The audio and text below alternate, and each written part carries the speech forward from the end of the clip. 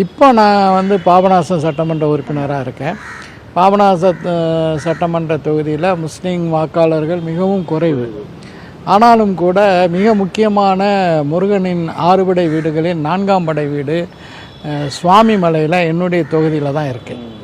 நீண்ட காலமாக நான் ஒரு முறை அங்கே ஆய்வுக்கு சென்றபோது அந்த சுவாமிமலை கோயிலில் படி ஏறி அந்த மலை மேலே போகிறதுக்கு பல வயோதிகர்கள், அதே மாதிரி மூட்டு வலி உள்ளவங்க, இவர்களெல்லாம் அவதிப்படக்கூடிய ஒரு நிலையை கண்டு நான் அதை சட்டமன்றத்தில் பேசி இதுக்கு வந்து ஒரு லிஃப்ட் வசதி, மின் தூக்கி வசதி செய்து தரப்பட வேண்டும் என்ற ஒரு கோரிக்கையை முன்வைத்து அறநிலைத்துறை அமைச்சர் மரியாதைக்குரிய மாண்புமிகு சேகர்பாபு அவர்கள் உடனே அதற்கு ஆவணம் செய்யப்படும் சொல்லி இப்போது அங்கே வந்து ஒரு 4 கோடி ரூபாய் பெருமானத்தில் லிஃப்ட் வசதி செய்யப்படக்கூடிய ஒரு நிலை இருக்கின்றது. இதே போல் அங்கே பாபநாசம் தொகுதியில் இருக்கக்கூடிய மற்ற இந்து தலங்களுக்கும் அது சம்பந்தமாக வெள்ளை விநாயகர் கோயில் அது வந்து ரொம்ப சிதிலமடைந்த நிலையில் இருந்தது.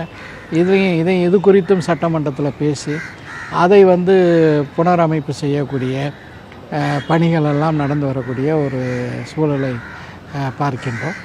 ஆக அனைத்து மக்களுக்காக வேண்டியும், அனைத்து மக்களுடைய உரிமைகளுக்காக வேண்டி, அனைத்து மக்களுடைய நலன்களை பாதுகாக்கக்கூடிய வகையில் எங்களுடைய பணி சட்டமன்றத்தில் நடைபெற்று இருக்கிறது.